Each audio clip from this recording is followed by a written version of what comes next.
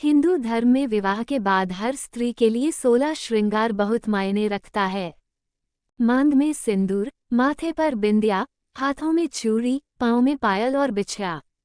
ये प्रतीक धारण कर जब एक लड़की अपने घर को छोड़ किसी दूसरे घर में प्रवेश करती है तो उसके जीवन के मायने ही बदल जाते हैं। श्रृंगार एक स्त्री की सुंदरता में चार चांद तो लगाता ही है, साथ ही यह एक स्त्री के जीवन में परिवर्तन और समाज में उसकी पहचान को एक नए रूप में प्रस्तुत करता है। केवल धार्मिक दृष्टि से ही नहीं बल्कि वैज्ञानिक दृष्टि से भी श्रृंगार का महत्व माना जाता है।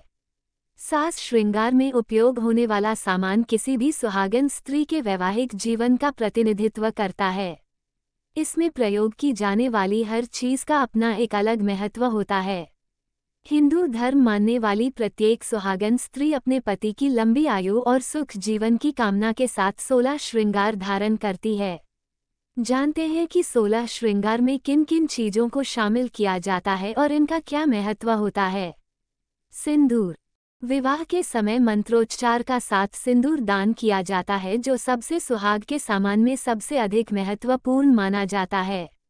यह एक सुहागन स्त्री की पहचान होता है। वर वधू की मांग में सिंदूर भरता है। ये सिंदूर एक स्त्री के विवाहित होने की पहचान करवाता है। धार्मिक मान्यता के अनुसार स्त्रियां अपने पति की दीर्घायु की कामना के साथ सिंदूर लगाती हैं।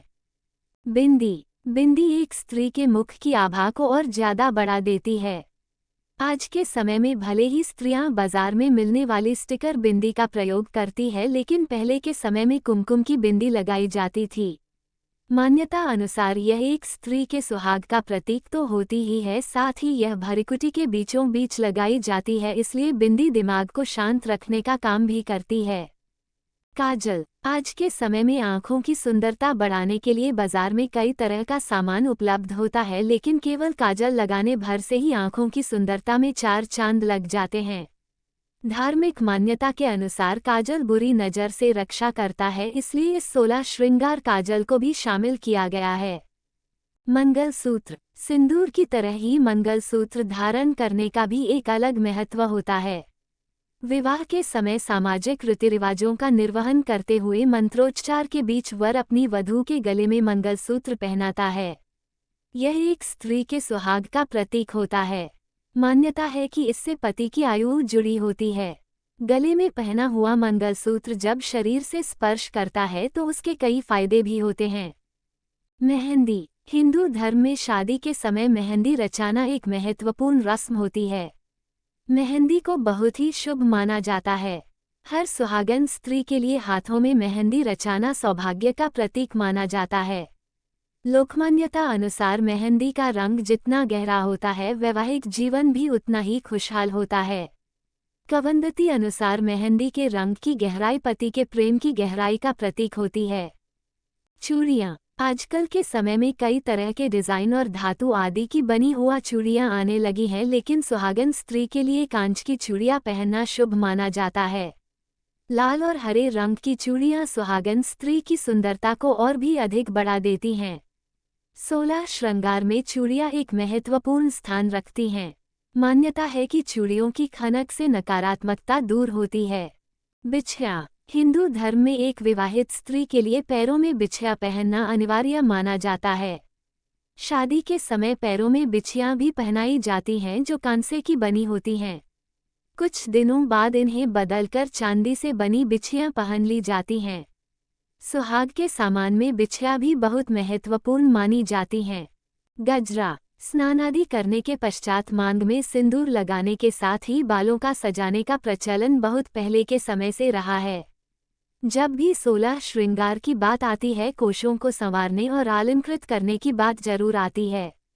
पहले के समय में स्त्रियां अपने बालों में चंदन आदि की सुगंधित धूप देती थी, जिसके बाद फूलों आदि से उन्हें सजाया जाता था। सलीके से बंधे और सजे हुए बाल सुहागन स्त्री का प्रतीक माना जाता था। मान्यता है कि बालों में गजरा लगाने से वैवाहिक जीवन में प्रेम की सुगंध से महकता है। लाल जोड़ा। हिंदू धर्म में लाल रंग को बहुत तरजीह दी जाती है, क्योंकि यह शुभता और सुहाग की निशानी माना जाता है। हालांकि आजकल बाजार में कई डिजाइनर और अलग अलग रंगों को जोड़े आने लगे हैं, लेकिन ज्यादातर लड़कियां अपनी शादी में लाल रंग का जोड़ा ही पहनती हैं। देवी मां को भी लाल रंग की चुनरी ही चढ़ाई जाती है। मांग टीका। एक सुहागन स्त्री के लिए मांग टीका बहुत ही महत्वपूर्ण होता है। मांग के बीचों बीचे पहना जाने वाला यह आभूषण चेहरे की आभा को तो बढ़ाता ही है, साथ ही यह वैवाहिक जीवन के सही सा साध कर चलने का प्रतीक भी होता है। नथ। शादी के समय दुल्हन को सोने की नथ अवश्य पहनाई जाती है। नथ के बिना दुल्हन का श्रृंगार अधूरा सा लगता है। सुहागन स्त्री के लिए नथ एक आवश्यक आभूषण माना गया है। कर्णफूल। कर्णफूल यानी कानों में पहने जाने वाले कुंडल। आज के समय में वैसे तो कई तरह के डिजाइनों में आर्टिफिशियल कुंडल आने लगे हैं, लेकिन आमतौर पर सोने, चांदी और कुंदन के बने हुए कर्णफूल धारण किए जाते हैं। यह महिलाओं की सुंदरता को तो बढ़ाते ही हैं, साथ ही इनका संबंध स्वास्थ्य से भी माना जाता है। कानों के पास कई एक्यूप्रेशर पॉइंट्स होते हैं। कर्णफूल पहनने से उन पर दबाव पड़ता है, जो सेहत के लिए अच्छा रहता है। लोक किंवदंती के अनुसार कर्णफूल धारण करना सदैव अच्छी बातों को सुनने के प्रतीक होता है।